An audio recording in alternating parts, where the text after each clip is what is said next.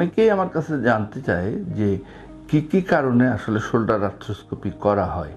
সব ক্ষেত্রে কি শোল্ডার আর্থ্রোস্কোপি করা হয় না, অনেক ক্ষেত্র আছে যেখানে শোল্ডার আর্থ্রোস্কোপি করা হয় না, যেমন প্রক্সিমাল হিউমারাস ফ্র্যাকচার অর্থাৎ ফ্র্যাকচার, সেক্ষেত্রে আর্থ্রোস্কোপির দরকার হয় না।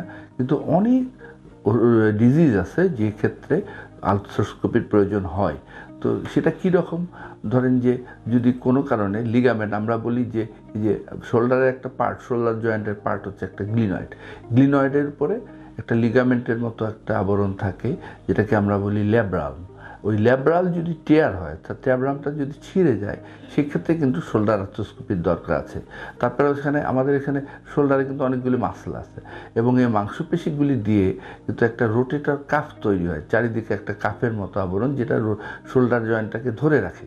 তো অনেক সময় এই শোল্ডার জয়েন্টের সেই রোটেটর কাপটা ছিঁড়ে যায়, তখন আমরা রিপেয়ার করি কিন্তু এই আর্থ্রোস্কোপির মাধ্যমেই। তারপরে হচ্ছে যে যদি লুজ বডি থাকে, অর্থাৎ ছোট ছোট অনেকগুলি খণ্ড, যেগুলি আপনি এক্সরেতে দেখতে পারেন যে আপনার শোল্ডারের মধ্যে নর্মাল একটা শোল্ডারে নাই, কিন্তু আপনার শোল্ডারে আছে, তো এই লুজ বডিগুলি কিন্তু আমরা ওর মাধ্যমে বের করতে পারি।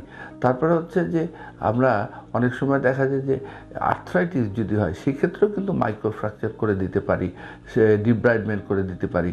তবে যদি সাইনোভাইটিস হয়, সাইনোভাইটিসের ক্ষেত্রেও কিন্তু আমরা ওই সাইনোভাইটিসগুলি মানে ডিব্রাইডমেন্ট করে আমরা পরীক্ষার জন্য নিতে পারি। এবং আমরা যদি কোনো সন্দেহ হয় যে জয়েন্টের ভিতরে কিছু অ্যাবনর্মাল কিছু দেখছি, ওটা বের করে নিয়েও আমরা কিন্তু সেটা বায়োপসি করতে পারি। তারপরে আরও কারণ আছে, যেমন হচ্ছে যে অনেক সময় আমাদের এই শোল্ডারে একটা মাসেলের নাম হচ্ছে বাইসেপস। তো বাইসেপসের যে টেন্ডনটা, এটা কিন্তু অনেক ক্ষেত্রেই অ্যাফেক্টেড হয়ে যায়, এবং সেটাকে বাইসেপস টেন্ডিনাইটিস বলে। হয়তো কোনো সময় দেখা যায় যে বাইসেপস টেন্ডনটা তখন টেনোটমি করা লাগে, অনেক সময় হাড্ডির সঙ্গে বাইসেপস টেন্ডনটা জোড়া দিয়ে দিতে হয়, লাগাই দিতে হয়, যেটাকে বাইসেপস টেনোডিসিস বলে। তো এই অনেক কারণেই কিন্তু আমরা শোল্ডারের আর্থ্রোস্কোপি করি। এবং আমাদের দিন দিন খেলাধুলা বেড়ে যাচ্ছে, বিভিন্ন ধরনের অ্যাথলেটিক ইভেন্ট হয়, এবং যার কারণে মহিলা পুরুষ সব রোগী আমার কাছে আসে যে শোল্ডারের বিভিন্ন প্রবলেম নিয়ে।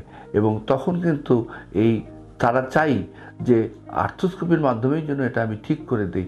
কারণ যদি কেটে ঠিক করে দিই, সেক্ষেত্রে যেটা হবে যে জয়েন্টের মুভমেন্টটা, শোল্ডার জয়েন্টের মুভমেন্টটা থাকবে না, বিশ্রী একটা কাটা দাগ দেখা যাবে, যেটার কারণে লোকজনের একটু কসমেটিক পারপাসটা ব্যাহত হবে।